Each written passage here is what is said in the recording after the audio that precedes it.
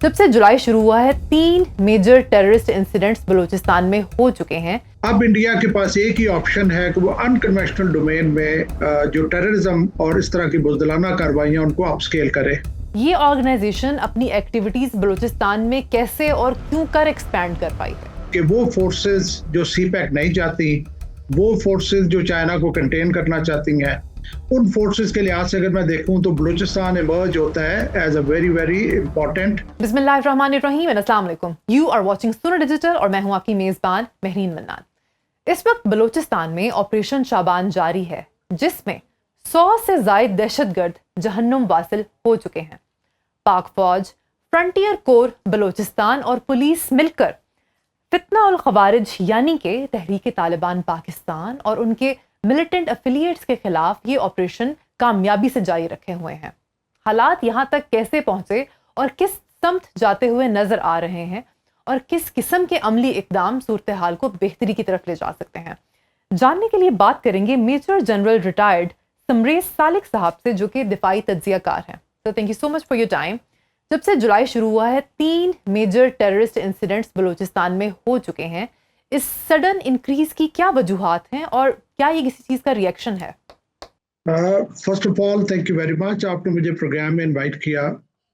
देखिए, हमें एक ओवरऑल स्टॉक टेकिंग करनी होगी कि ओवरऑल सिचुएशन क्या है जिसकी वजह से एक्यूमुलेटिवली बलूचिस्तान में ये टेररिज्म अपस्केल हो रहा है। आपको याद होगा कि मई 25 में हमने बहुत बुरी शिकस्त दी इंडिया को कन्वेंशनल डोमेन में, और इंडिया को वर्चुअली हमने चेकमेट कर दिया। अब इंडिया के पास एक ही ऑप्शन है कि वो अनकन्वेंशनल डोमेन में जो टेररिज्म और इस तरह की बुज़दिलाना कार्रवाइयां उनको अपस्केल करे, और वो इंडिया अपस्केल कर रहा है बगैर किसी डर के। दूसरी तरफ अफगानिस्तान है। अफगानिस्तान के साथ भी कोइंसिडेंटली हमारे उसी टाइम फ्रेम में तल्लुकात कशीदा हुए, हमारे डिफरेंस ऑफ ओपिनियन की वजह से। सो वो एक फैक्टर 20 पे शामिल है। अफगानिस्तान में जो टेररिस्ट ऑर्गेनाइजेशन है उनकी सेंचुरी है और वहां से वो ऑपरेट करते हैं। तीसरी तरफ जो कि पहले सैंक्शन था और अब वहां पे अमेरिका और इसराइल जो है वो उन्होंने मतलब उन्होंने एग्रेशन की हुई है। और हमें ये भी पता है कि इसराइल ने मल्टीपल ओकेजन्स पे ये इजहार किया है कि इसराइल भी बलूचिस्तान में इन्वॉल्व है। अच्छा। आज मैं सुबह देख रहा था, बल्कि आपके ही तवासत से मुझे पता चला कि स्वीडन के कोई जो स्कॉलर हैं जिन्होंने ये स्टेटमेंट दी है कि जो बलूचिस्तान है वो पाकिस्तान की ऑक्युपाइड टेरिटरी है। अब इन सारी चीजों के होते हमारी नेबरहुड है। जी जी। इसके अलावा यहाँ पे सी पैक ने भी प्ले होना है, तो सी पैक के दुश्मन भी हैं जिसके ऊपर आगे हम मजीद बात करेंगे।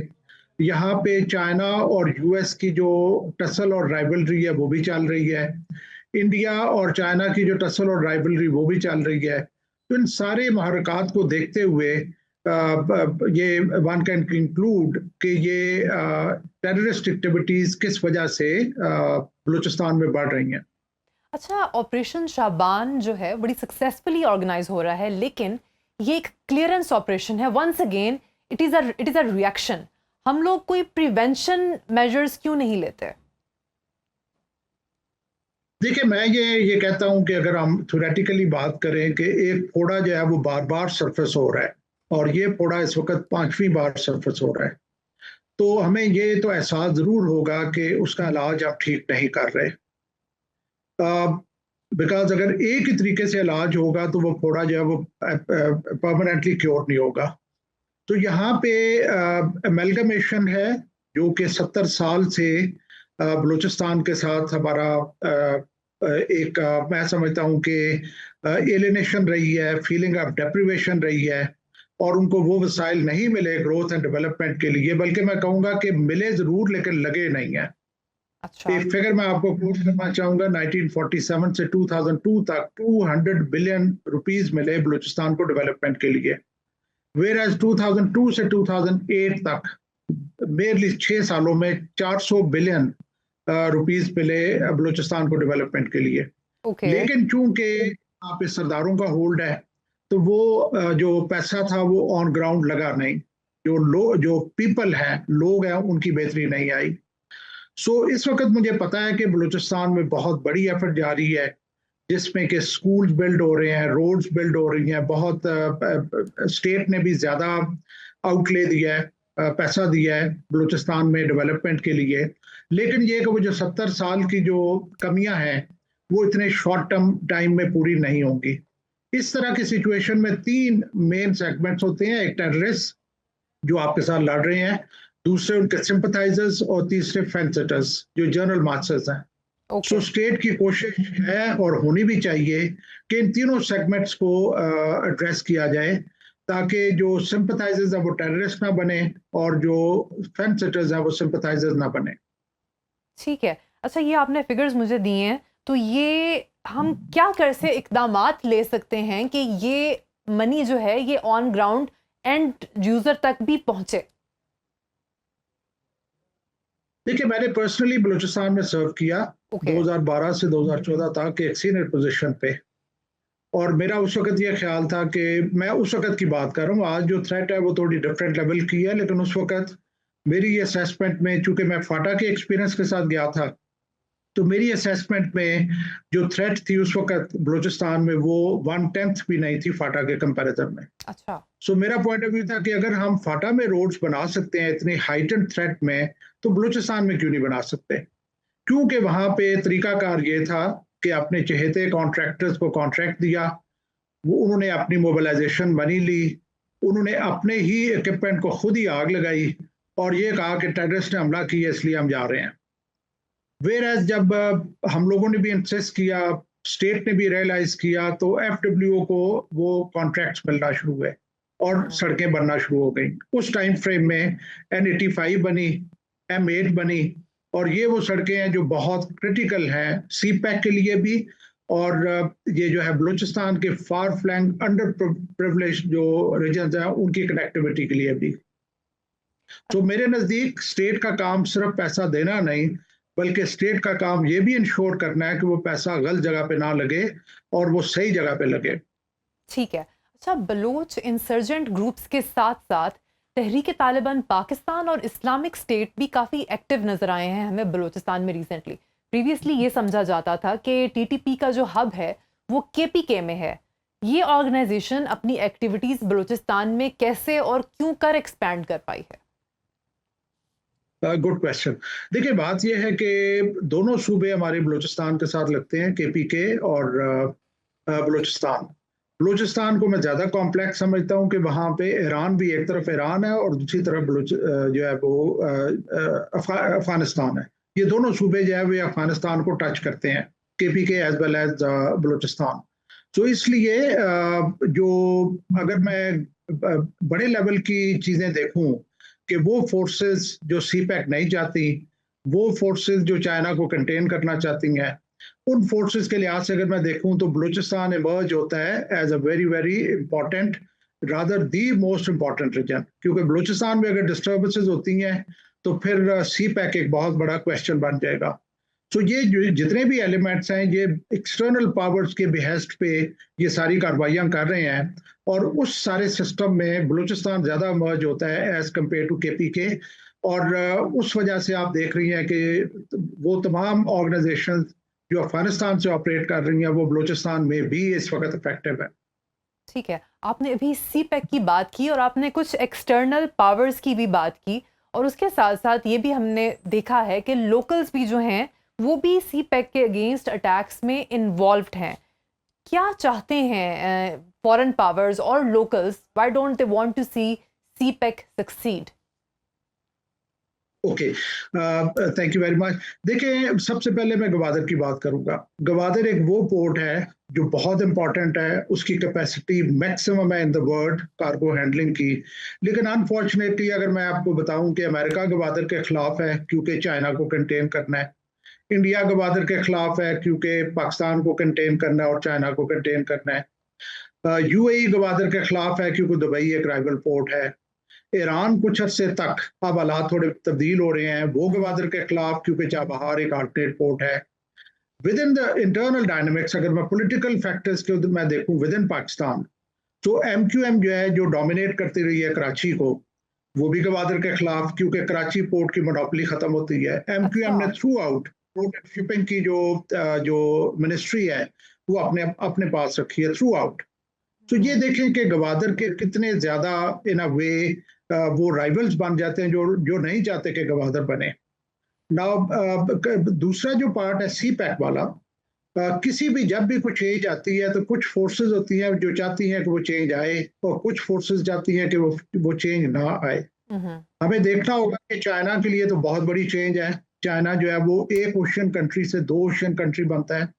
आजकल आपने सुना होगा कि स्ट्रेट ऑफ मलाका की क्लोजर की बातें चलती हैं। यस। तो अगर एक दरवाजा दो तो चाइना के लिए अल्टरनेट डोर जो सी पैक वाला वो खुला रहता है। सही। पाकिस्तान के लिए भी है क्योंकि हमारी हम लड़ाई के रास्ते से ग्रोथ एंड डेवलपमेंट के रास्ते पे जा सकते हैं सी पैक के थ्रू। अब जो जो कंटेंडिंग फोर्सेस है, दूसरी जो फोर्सेस की जो टाइप है जो चाहती है कि चेंज ना आए, उनमें कौन कौन है? अमेरिका नहीं चाहेगा कि ये चेंज आए क्योंकि इस चेंज से इंडियन ओशन में चाइना को डायरेक्ट एक्सेस मिलती है। जो उन्होंने किसी टाइम के ऊपर रशिया को डिनाई की थी वो अब चाइना को मिल रही है। इंडिया नहीं चाहेगा कि बने क्योंकि इंडिया जो है वो बाईपास हो जाता है और इंडिया उस तरीके से इन्फ्लुएंस नहीं कर सकता चाइनीज ट्रेड को अगर कल को कोई इनकी इनकी कुछ असल होती है। तो ये वो फोर्सेस हैं जो कुछ ऐसी भी फोर्सेस हैं जिनके इकोनॉमिक इंटरेस्ट हैं। अब इसराइल जो है वो भी इस मैट्रिक्स में जंप मार गया है, उसके अपने इंटरेस्ट। तो सारी चीजों को देखते हुए ये फोर्सेस जिनको मैं कहता हूँ रिस्ट्रेनिंग फोर्सेस जो नहीं चाहती कि चेंज आए, वो नबर्द आजमा है कि सी पैक ना बने। और मैंने जो पीएचडी की थी उसका बेसिक जो था subject that was strategic security management of CPEC. Okay. और मेरा पर्पस सी पैक की को जो थ्रेट्स हैं वो आइडेंटिफाई करूं, और 4 थ्रेट्स मैंने आइडेंटिफाई की थी। And I feel sorry to say कि मुझे चारों ऐसे लगता है कि इस वक्त इन प्ले हैं। ओके। मैं यहाँ पे प्राइम मिनिस्टर साहब की स्टेटमेंट कोट करूँगी कि कुछ खारजी हाथ इन्वॉल्व्ड हैं, और मैं इस बारे में मज़ीद कुछ नहीं कहना चाहूँगा। सिमिलरली DGISPR ने भी कहा है, इंडिया का तो नाम हम खुल के लेते हैं और इंडिया के साथ कुछ और भी कुव्वतें इसमें शामिल हैं। ये जो आपने जिन ममालिक का जिक्र किया है, यहाँ पे आपके ख्याल में ये दोनों साहिबान इन्हीं कंट्रीज़ की तरफ रेफर कर रहे हैं? एब्सोल्युटली। देखिए 2012 में इंडिया ने ने अपना सेंटर सेटअप किया चाबहार में, और उसी का प्रोडक्ट था गुलबशन यादव जो कि यस। पकड़ा गया। उसके बाद इसी तरह मे बी 2015-16 में इंडिया ने स्टेटमेंट दी कि हमने $500 मिलियन का आउटले रखा है सी पैक को स्कटल करने के लिए। सी पैक की दो एक्सट्रीमिटीज हैं, एक है जीबी जहां से ये स्टार्ट होता है, और दूसरा है गवादर जहां पे ये टर्मिनेट होता है। ठीक है। दोनों के ऊपर इस वक्त इंडिया फोकस कर रहा है। जीबी में भी डिस्टर्बेंसेस क्रिएट करने की कोशिश करता है और बलूचिस्तान में भी करता है, और उसका मकसद ये है कि अगर दोनों सक्सीड हो गई तो नथिंग लाइक इट, लेकिन एक भी अगर सक्सीड हो गई तो CPEC will become a question mark. So ये वो फोर्सेस हैं, इसमें कोई शक नहीं कि बाहर बाहर की जो फोर्सेस हैं, जैसे मैंने आपको शुरू में कहा था कि मैंने 4 अपनी थ्रेट्स आइडेंटिफाई की थी सी पैक को। नंबर 1 मैंने आइडेंटिफाई की थी इंस्टेबिलिटी इन अफगानिस्तान। आप ठीक देख है। रहे हैं कि इंस्टेबिलिटी है, उसके पीछे मुहरकात हैं, उसके पीछे ऐसी ताकतें हैं जो चाहती हैं कि इंस्टेबिलिटी हो। हम उसे फर्दर डिस्कस कर सकते हैं। सेकंड मैंने कहा था कि question by the US, US आपको फैटफ के थ्रू, यूएस आपको आईएमएफ के थ्रू कोर्स करेगा कि आप सी पैक ना बनाएं। थर्ड मैंने कहा था बिलिजरेंट ऑफ इंडिया, कि इंडिया जो है वो बिलिजरेंस शो करेगा कि सी पैक ना बने, वो कर रहा है। और फोर्थ मैंने कहा था इंटरनल डायनामिक्स, जिसमें कि हमारी इंस्टेबिलिटीज हैं, हमारी करप्शन है, हमारे कॉम्पिटेंस के इश्यूज हैं, वो सारी चीजें भी प्ले हो रही हैं। सो मेरे नजदीक ये सारे फैक्टर्स इन प्ले हैं, और ये एक्सटर्नल पावर्स हैं जो कि ये ऑब्जेक्टिव अचीव करने की कोशिश कर रही हैं। ठीक है, तो ये जो इंसर्जेंट्स हैं, ये तो चलें एक्सटर्नल फैक्टर्स हो गए। जो लोकल इंसर्जेंट्स हैं, वो क्यों सी पैक के खिलाफ हैं? मतलब उनको तो चाहिए ना कि उनकी वहाँ पे डेवलपमेंट हो, लोगों के पास रोजगार आए। Why do they oppose it? देखिए बलूचिस्तान की जो इस वक्त डायनामिक्स हैं वो हमें समझनी होगी कि वहाँ पे सरदार जो है वो डोमिनेट करते हैं। ठीक है। आई वुड से अर्ली 70 से पाकिस्तान कोशिश कर रहा है कि इस रियलिटी को तब्दील किया जाए। Over period of time evolution भी हुई है, लेकिन मैं अगर आपको एक मिसाल दूं कि बलूचिस्तान के 95% एरियाज कैटेगरी बी हैं और 5% एरियाज कैटेगरी ए हैं। कैटेगरी ए से मुराद ये है कि स्टेट वहां पे फुली असर्ट करती है, और कैटेगरी बी में सरदार के कंट्रोल में होता है। स्टेट जो है वो सरदार को पैसा देती है और वो लेवीज वगैरह एम्प्लॉय करके उसकी पर्सनल फोर्स होती है। अच्छा। जनरल मुशर्रफ somewhere in 2000, ये एग्जैक्टली टाइम याद नहीं, मे बी 2005-6 और समथिंग लाइक दैट, उन्होंने कैटेगरी बी को ए में कन्वर्ट करने का प्लान बनाया। ओके। और एक प्रेसिडेंशियल ऑर्डिनेंस आया कि बलूचिस्तान के कैटेगरी बी एरियाज ए एरिया में कन्वर्ट किए जाएंगे। अगली ही गवर्नमेंट जो कि जिसने इस डिसीजन को रिवर्ट कर दिया, बिकॉज ये जो चेंज थी ये सरदार जो है उनकी फेवर में नहीं था। So many a times central government ने they looked other way so that Balochistan की जो डिस्टर्बेंस है या पॉलिटिकल इंस्टेबिलिटी उनकी सेंट्रल गवर्नमेंट को इम्पैक्ट ना करे। तो अच्छा। ये वो मसाइल हैं जो मैं समझता हूँ कि क्योंकि इस वक्त देखें कौन नबर्द आजमाए, कौन लड़ रहे हैं। परवेयार मरी एक सरदार, वो जो है बरामदाग बुकटी एक सरदार, एक सिर्फ अल्लाह नजर है जो कि कॉमनर है जो कि इनमें शामिल है। फिर इसके अलावा ये जो है मैंगल्स वो है, सरदारों का सिस्टम है। सो ये जो सरदार्स हैं वो समझते हैं कि अगर ये सी पैक बन जाता है और अगर ये सी पैक जो है ये एग्जीक्यूट हो जाता है तो उनका होल्ड जो है ना वो बुरे तरीके से इम्पैक्ट होगा। अच्छा। इसके अलावा जो जो जो इंटरनल ग्रीवेंसेस हैं जर्नल मास्टर्स की, जर्नल पब्लिक की, कि उनको हक उनका नहीं मिलता, वो ना उनके सरदार उनके फेवर में है, उनके सिंपथाइजर है, और ना ही स्टेट उस तरीके से ऑपरेट कर सकती है कि जो कॉमन मैन है उसके लिए बेहतरी हो। सो उस वजह से ये सारा मिक्स करके ऐसी सिचुएशन बन गई है कि जहाँ पे जो लोकल्स हैं, ऑल्दो आई वुड से कि बहुत सारी फोर्सेस हैं जो समझती हैं कि सबसे बड़ा जो बेनिफिशियरी सी पैक का होगा वो बलूचिस्तान होगा। एग्जैक्टली। इस वक्त अगर बलूचिस्तान में 70 साल से उन्हें कमियां फील हो रही हैं तो उनका अजाला जो है वो सी पैक के थ्रू ही हो सकता है और बहुत बड़ी एक अपॉर्चुनिटी है।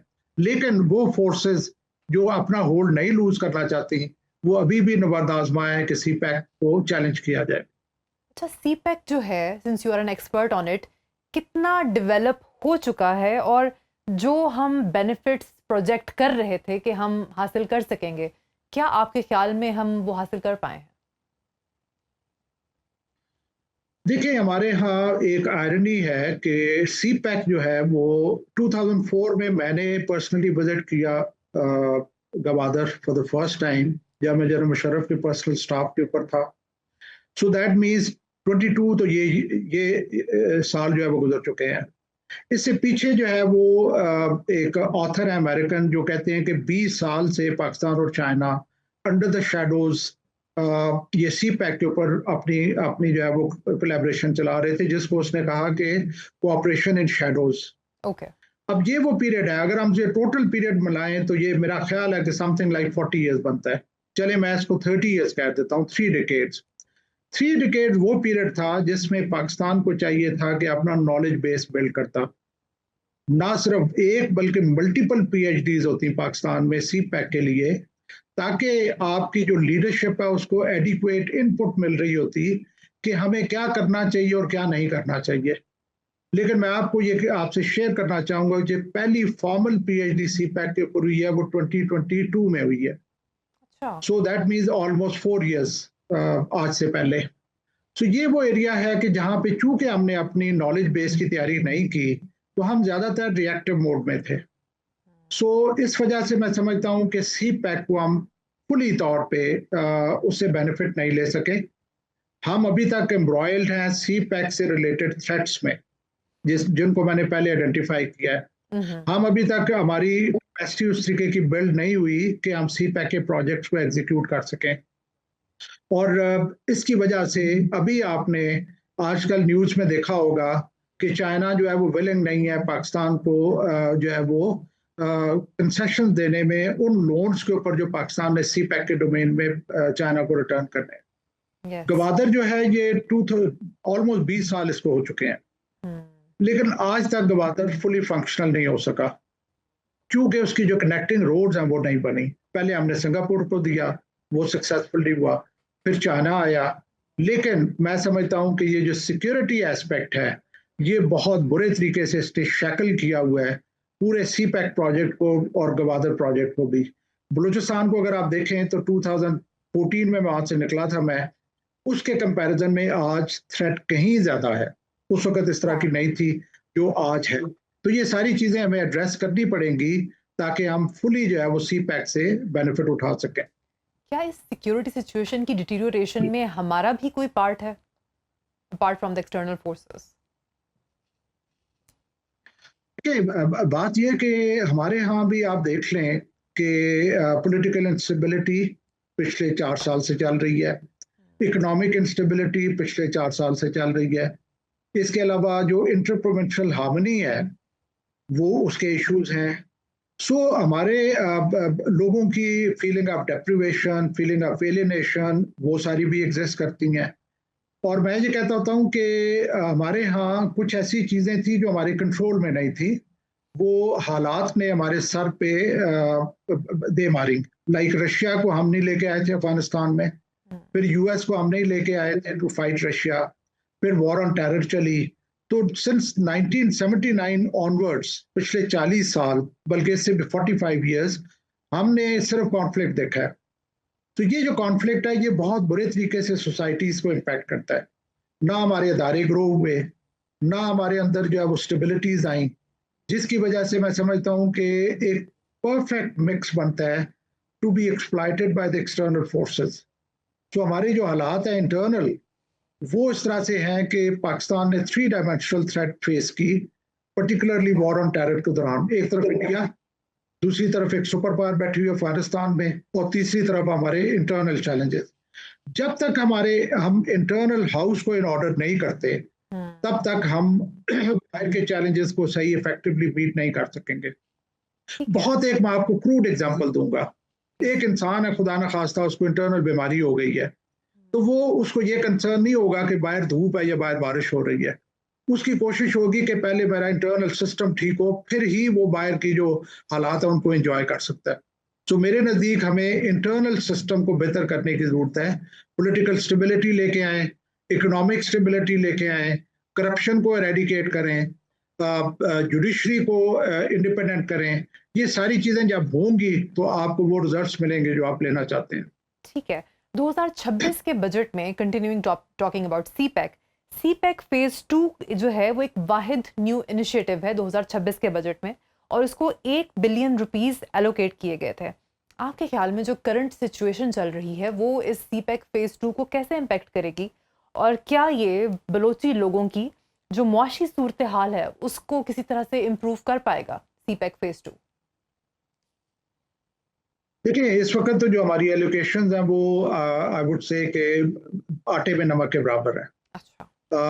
हम यही एक्सपेक्ट कर रहे हैं कि चाइना जो है वो इन्वेस्ट करेगा, और वो सारी ये जो जैसे ML1 का भी हमारा प्रोजेक्ट काफ़ी अरसे से जो है वो डोलड्रम्स में है, जो कि क्रिटिकल है ML1 का प्रोजेक्ट।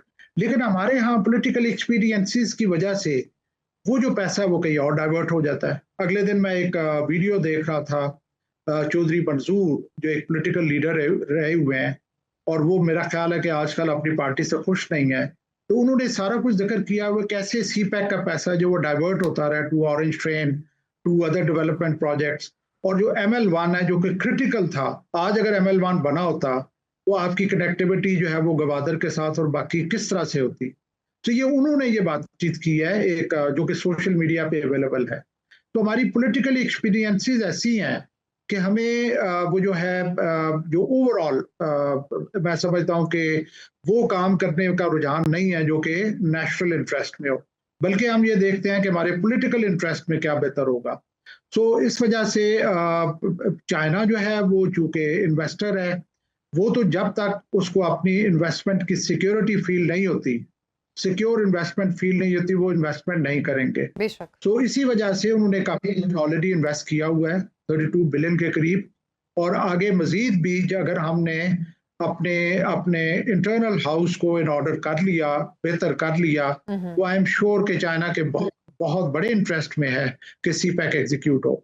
ठीक है, आपने भी मेंशन किया कि ML1 की जो फंडिंग थी वो ऑरेंज ट्रेन और इस किस्म के प्रोजेक्ट्स जो कि पंजाब में हैं उनकी तरफ रीडायरेक्ट हुई थी। क्या हम कह सकते हैं कि बलोच लोगों की ग्रीवेंसेस जस्टिफाइड हैं अगर वहाँ के डेवलपमेंट प्रोजेक्ट्स का पैसा यहाँ पे लग रहा है? देखिए, इशू ये है कि अगर आप जो सी पैक के जो प्रोजेक्ट्स हैं उनको अगर आप उठाएं तो आपको नजर आएगा कि बलूचिस्तान में सिर्फ एक प्रोजेक्ट एग्जीक्यूट हो रहा है। ओके। मुझे एग्जैक्टली अभी फिगर्स याद नहीं है, लेकिन जो बल्क ऑफ प्रोजेक्ट्स हैं वो पंजाब में एग्जीक्यूट हो रहे हैं। यही उनकी ग्रीवेंसेस हैं। पास में भी यही थी कि हमें सुई गैस हमारे से ली जाती है और हमें उसका जो रिटर्न नहीं मिलता। अब भी उनकी यही ग्रीवेंसेस हैं। एक वो टाइम था कि I exactly don't remember, probably जो है Jam Kamal, he was the chief minister Balochistan के, और एक डेलीगेशन जा रहा था चाइना में एंड ही रिफ्यूज टू गो।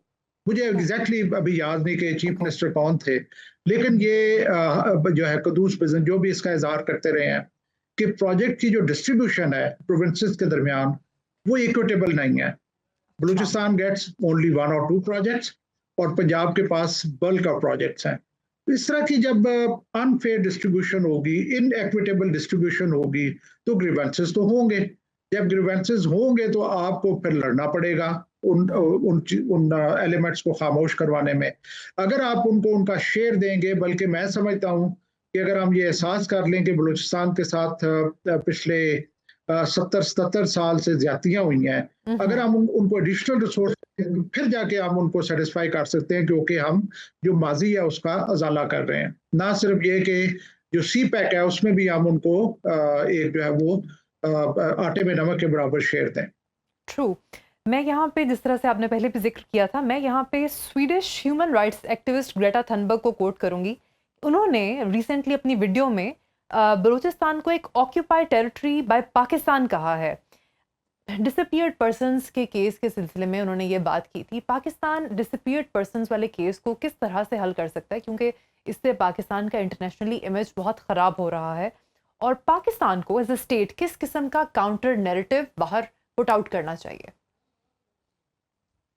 देखिए, हमें जो समझने की जरूरत ये है कि स्वीडन और वेस्ट एक ही हैं।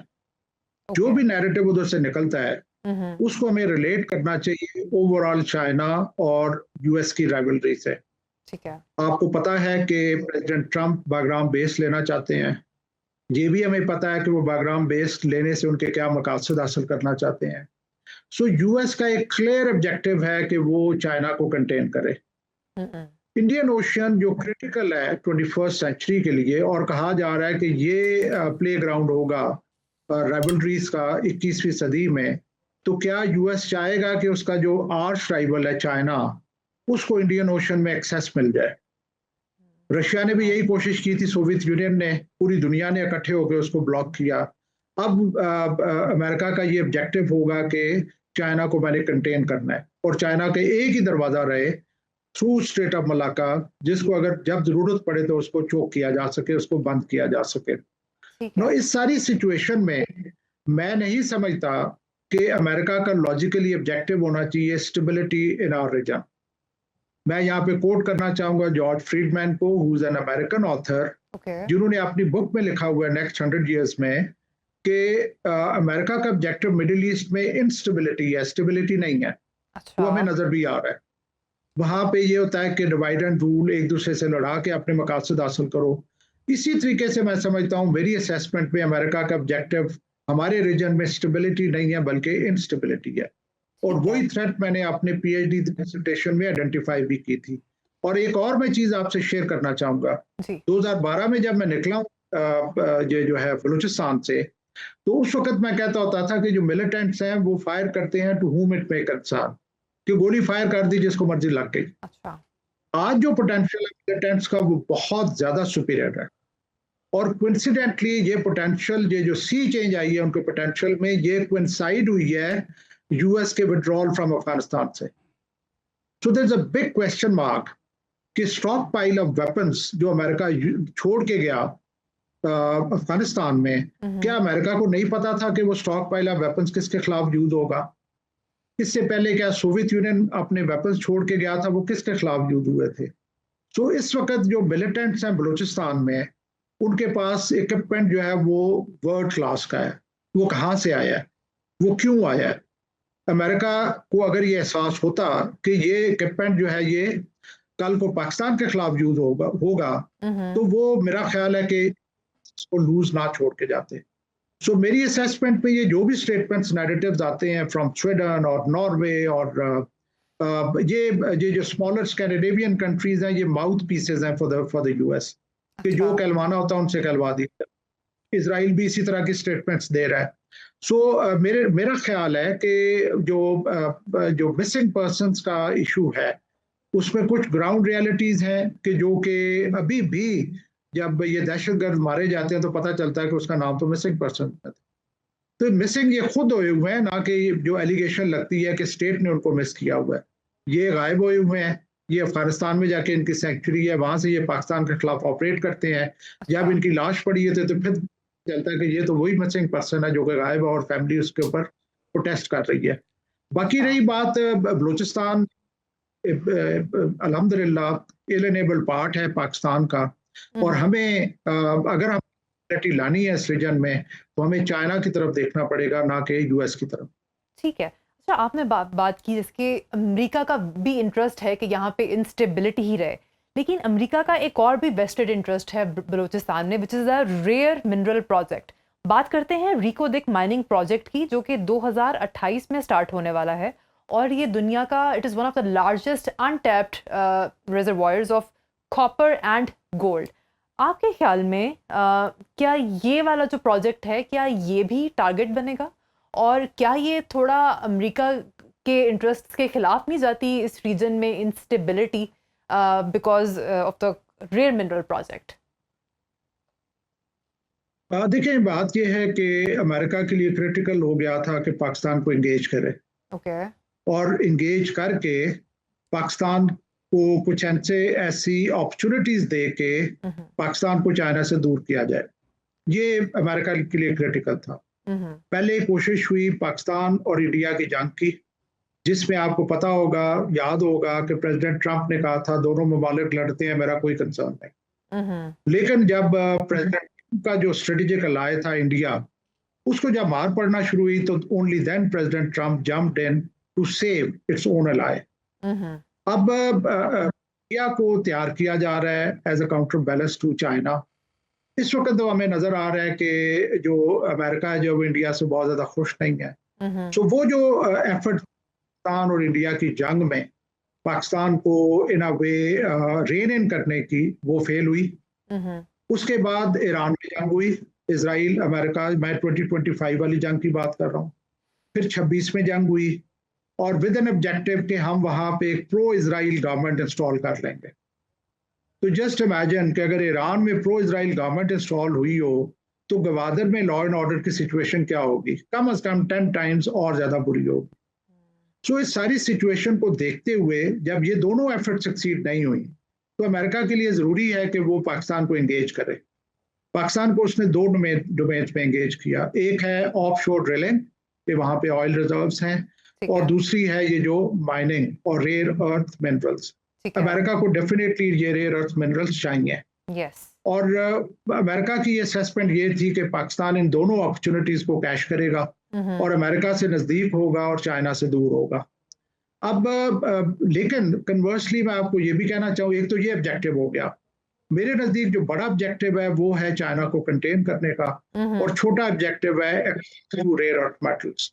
जो रेयर अर्थ मेटल्स आपने देखा होगा कि और भी दुनिया में उनके एग्रीमेंट्स हो रहे हैं, ब्राजील में उनका एग्रीमेंट हो रहे हैं, और भी दुनिया में ऐसे फोर्सेस हैं रेयर अर्थ मेटल्स की, बिकॉज चाइना उन्हें रेयर अर्थ मेटल्स डिनाई कर रहा है जो कि क्रिटिकल हैं फॉर द फ्यूचर टेक्नोलॉजी। सो पाकिस्तान को उसने एंगेज किया, और मैं ये समझता हूँ कि पाकिस्तान, आई एम श्योर हमारी लीडरशिप जो है वो हिडन मोटिव्स को समझ रही होगी और उनको इस चीज का एहसास होगा कि एक्चुअल ऑब्जेक्टिव्स क्या हैं। यहाँ पे मैं एक इंटरेस्टिंग पॉइंट रेज करना चाहूँगी। आपने कहा कि इसराइल की कोशिश थी कि ईरान में प्रो इजराइल गवर्नमेंट इंस्टॉल हो जाए। कल रात ही मुझे न्यूयॉर्क पोस्ट पे एक बहुत डिटेल्ड आर्टिकल नज़र आया कि अहमदी निजात साहब जो थे तो he was working in collusion with Israel. तो बहरहाल anyhow they have maybe been able to do this successfully up to some extent. What do you say about this? देखिए जो भी रिजल्ट इस जंग का निकला है, जो अभी तक तो अमेरिका अपने ऑब्जेक्टिव जाहिर नहीं अचीव कर सका, लेकिन एक चीज जो मैंने अमेरिकन के बारे में देखी है वो है परसेवरेंस। ठीक है। जिस चीज के पीछे लग जाते हैं उसको छोड़ते नहीं हैं। ओके। अभी भी मैं ये कहना चाहूंगा कि अभी भी उनकी एफर्ट्स जारी रहेंगी ईरान में रजीम चेंज की। और ये जो नैरेटिव्स हैं इसको मैं I will see it with pinch of salt. Okay. And then ये फैक्चुअल भी हो सकता है और ये इंटेंशन इस इंटेंशन के साथ भी हो सकता है कि इनमें इंटरनल डिविजन्स क्रिएट की जाए इरानियंस में। ठीक है। और ये जाहिर है एक very very well known figure है, इसमें तो कोई शक नहीं कि वो अपने एजेंट्स को इंस्टॉल करते रहे हैं। तो क्या हम ये कह सकते हैं कि जो रीसेंट अपटिक ऑफ इंसर्जेंसी आया है बलूचिस्तान में, इसमें अफगानिस्तान का डायरेक्ट इन्वॉल्वमेंट था, क्योंकि Afghanistan has very brotherly relations with India, और कुलभूषण यादव भी जो है हमारे पास एक जीती जागती मिसाल है। देखिए 20 साल से के लिए अमेरिका जब अफगानिस्तान में मौजूद रहा है, हम्म। और जब अमेरिका अफगानिस्तान में ऑपरेशन एंड्योरेंस फ्रीडम के लिए आ रहा था तो जनरल मुशर्रफ की उनसे डिमांड थी कि northern alliance should not come to Kabul mounting your tanks.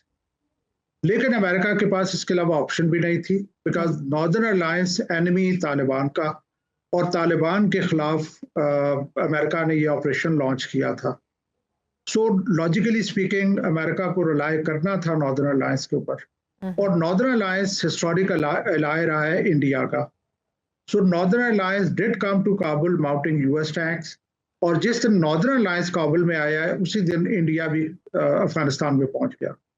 और 20 साल के लिए इंडिया ने एक हेड एंजॉय किया, उसको वहां पे इन रोड्स मिली, उसके उसके जो है वो उससे इन्वेस्टमेंट्स की, और अफगानिस्तान जो है वो बहुत क्लोज चला गया इंडिया के। दैट वाज द टाइम जब अफगानिस्तान के थ्रू पाकिस्तान के ऊपर टेररिज्म करता था। आपको याद होगा कि 8 काउंसलेट जनरल्स थे इंडिया के पाकिस्तान अफगानिस्तान बॉर्डर के ऊपर, जिनका कोई मकसद नहीं था सिवाय इसके के पाकिस्तान में टेररिज्म किया जाए। अफगानिस्तान में वो जो रोड कंस्ट्रक्शन के लिए एक्सप्लोसिव इंडिया भेजता था, वो इन्फिल्ट्रेट होकर पाकिस्तान पहुंच जाता था बॉम्ब फाड़ने के लिए और आईडीज फाड़ने के लिए। अब हुआ ये कि जब मई 25 में हमने उनको शिकस्त दी और साथ ही हमारे तालिबान के साथ भी तल्लुकात कशीदा हो गए, सो दोबारा से वो दरवाजा इंडिया के लिए खुल गया। उसके अलावा जो मैं कहना चाहूंगा कि अगर मैं यूएस की इंटेंशंस को भी देखूं, जो बगराम बेस भी लेना चाहता है, जो चाइना को कंटेन भी करना चाहता है, जो ये भी चाहता है कि सी पैक ना बने, तो उन सारी चीज़ों को देखते हुए भी मुझे ये एहसास होता है कि ये जो ऑब्जेक्टिव्स हैं यूएस के, ये अचीव किए जा रहे हैं थ्रू अदर मीन्स। मैंने जब अफगानिस्तान से यूएस निकला है तो मैंने एक आर्टिकल लिखा था कि is it change of heart और change of strategy. Change of heart से मेरा मुराद ये था कि ठीक है, अमेरिका ने एक्सेप्ट किया कि मुझे शिकस्त हो गई है और वो पैकअप करके वापस जा रहा है। और चेंज ऑफ स्ट्रेटेजी से मेरा मकसद ये था कि अमेरिका कहता है कि मेरे ऑब्जेक्टिव्स और इंटरेस्ट अभी भी इंटैक्ट हैं इस रीजन के बारे में, और मैं इस रीजन से डीलिंक नहीं हो सकता। सो मेरी असेसमेंट में अमेरिका कोशिश करेगा कि वो नॉन स्टेट एक्टर्स के थ्रू वही ऑब्जेक्टिव्स अचीव करने की कोशिश करे जो वो खुद अपनी मौजूदगी से करने की कोशिश कर रहा था, और उसका खर्चा जो है इस एफर्ट के ऊपर 1/4 होगा। सो ये सारी चीजें देखते हुए अमेरिका का रोल, इसराइल का रोल, इंडिया का रोल, अफगानिस्तान के साथ हमारे कशीदा तल्लुकात, ईरान का अंडर अटैक होना, ये और इंटरनल जो चैलेंजेस है वो भी बीच में शामिल, तो ये परफेक्ट मिक्स बनता है इस तरह की सिचुएशन का जो कि हम अभी फेस कर रहे हैं। अच्छा, तो यानी कि ये हमारी खाम ख्याली होगी कि हम चाहें कि जो हमारे इतने अच्छे सरफेस पे ताल्लुकात हैं अमेरिका से, हम उनको यूज़ करते हुए हम अमेरिका का इन्फ्लुएंस डालें इन एक्सटर्नल फैक्टर्स पे ताकि कुछ अमन और सुकून हो। तो ये यानी कि इट्स नॉट अ पॉसिबिलिटी। कि हम आप देखें कि पिछले तकरीबन जब से ईरान के ऊपर अटैक आया तब से हम कितने क्लोज हैं अमेरिका के। हमने उनके लिए बहुत बड़ी एक सर्विस दी, उन्हें हमने एक क्वैगमायर से निकालने की कोशिश की, एमओयू करवाया, दोनों पार्टियों को बैठाया, तो इन अ वे हमने एक एक फेवर किया है अमेरिका को।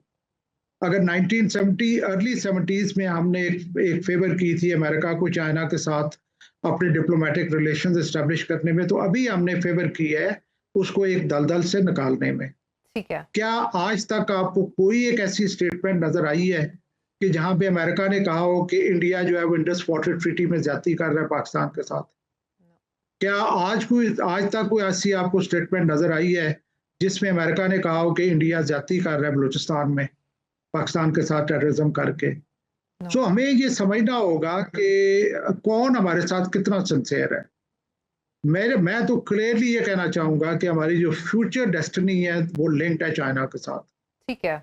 अगर हमने 70 साल से हम एलाए रहे हैं वेस्ट के, हमारे तमाम systems, political system, military system, economic system, parliamentary system, judicial system, education system, तमाम सिस्टम्स प्रोडक्ट हैं वेस्टर्न थॉट के। यस।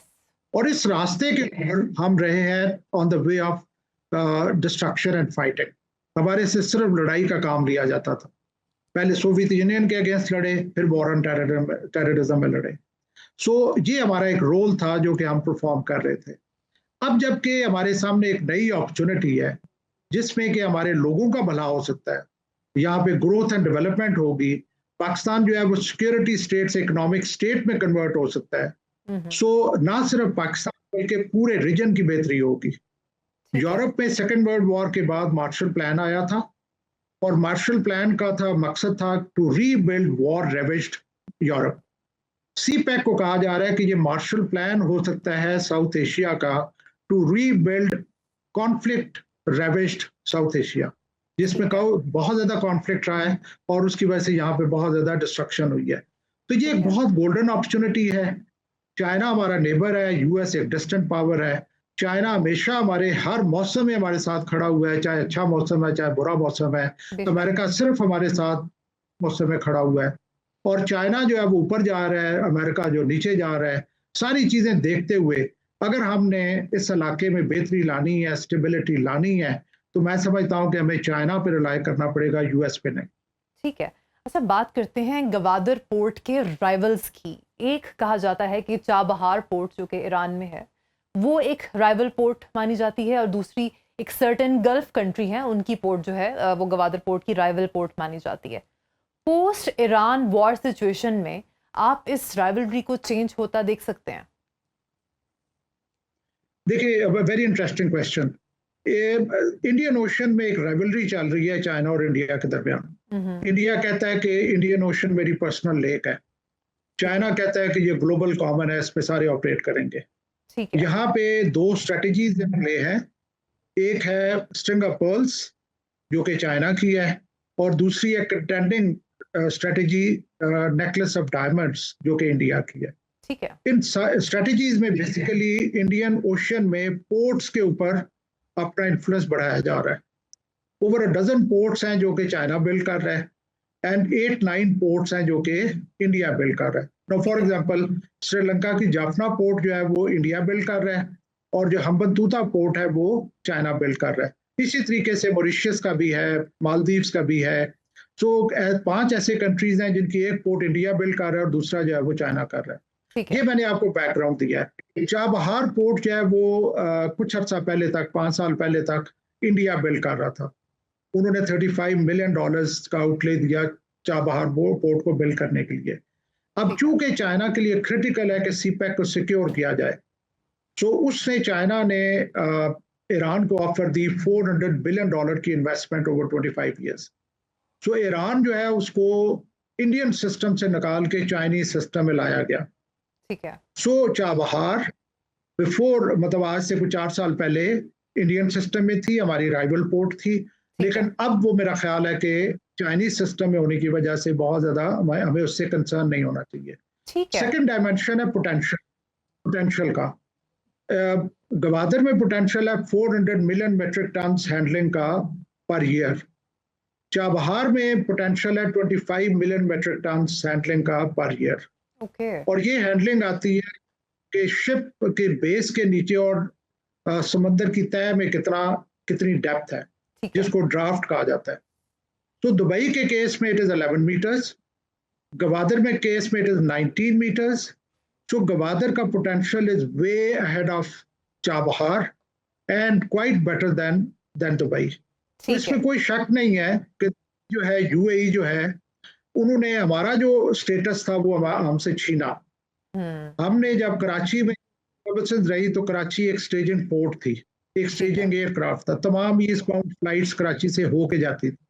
लेकिन वहां पे हमने लंबा हमारा कॉन्फ्लिक्ट चला और एक वो भी टाइम था जब ये समझा जाता था कि यूएई भी उस कॉन्फ्लिक्ट के पीछे है, उसकी भी इन्वॉल्वमेंट है कि वहां पे डिस्टर्बेंसेस हो. सही तो ये हमें देखना होगा कि हमारे जो अपेरेंटली खैर खा है वो अंदर से हमारे साथ क्या कर रहे हैं. ठीक सो है गवादर जो है इसमें कोई एक राइवल पोर्ट है यूएई की, दुबई की, लेकिन जो अभी मिडिल ईस्ट के हालात बने हैं उसमें तो दुबई अभी इटसेल्फ अंदर से परेशान है, तो वो गवादर की तरफ क्या देखेगा. ठीक है my last question to you कि 1966 में बेटर गवर्निंग और बेटर मैनेजमेंट के लिए इंडिया ने पंजाब को हिमाचल प्रदेश, पंजाब और हरियाणा में स्प्लिट किया था. आपके ख्याल में अगर बलूचिस्तान चूंकि पाकिस्तान का 43% बनता है बाय लैंड, अगर हम इस किस्म की कोई स्ट्रेटजी बलूचिस्तान में इम्प्लीमेंट करें, do you think that can improve the security situation in Balochistan? देखिए मैं तो I am supportive of this smaller administrative units, लेकिन वो होंगी वो वाली जो कि पॉलिटिकल कंसेंसस के थ्रू किया जाए. अगर हमने पॉलिटिकल कंसेंसस के बगैर ये करने की कोशिश की तो मेरा ये ख्याल है कि प्रॉब्लम कम होने की बजाय मजीद बढ़ेगी. ठीक है सो सबसे जो जरूरी है वो जेन्युइन पॉलिटिकल, अगर लेट सपोज कि आपके पास कोई ऐसी लीडरशिप, पॉलिटिकल लीडरशिप आए जो अंडर द कॉन्स्टिट्यूशन मुल्क में गवर्नेंस दे रही है और वो अपना कंसेंसस क्रिएट करके वो स्मॉलर ये जो यूनिट्स बनाती है, तो मेरा ख्याल है कि वो ज्यादा पायदार अरेंजमेंट होगी रादर देन के पॉलिटिकल स्टेबिलिटी की एब्सेंस में अगर आपने ये करने की कोशिश की. ठीक इसमें है कोई शक नहीं, it is need of smaller administrative units. मैंने बलूचिस्तान में सर्व किया हुआ है. ठीक है Balochistan happens to be 44% of entire territory of Pakistan. या उस 44 का जो 33-34% था वो मेरी रिस्पॉन्सिबिलिटी थी. ठीक मैं है आपको एक मिसाल देना चाहूंगा. एक डिस्ट्रिक्ट बलूचिस्तान का, only one district which is Awaran and that is largest district. Kharan is the largest district. Awaran जो है वो कंबाइंड फाटा से बड़ा था. अच्छा फाटा जो है वो okay. 26,000 स्क्वायर किलोमीटर और Awaran was 29,000 square kilometre. Alright एक डिस्ट्रिक्ट. सो इमेजिन करें कि किस तरह की इनॉर्मिटी है, किस तरह के साइजेस हैं, किस तरह का स्प्रेड है और उसमें एडमिनिस्ट्रेशन क्या होगी. That you can imagine. Alright Samreez Malik Sahab, what a fascinating and informative discussion. Thank you so much for your time. Viewers, this was all from my side for today. Take care of yourself and I'll see you soon.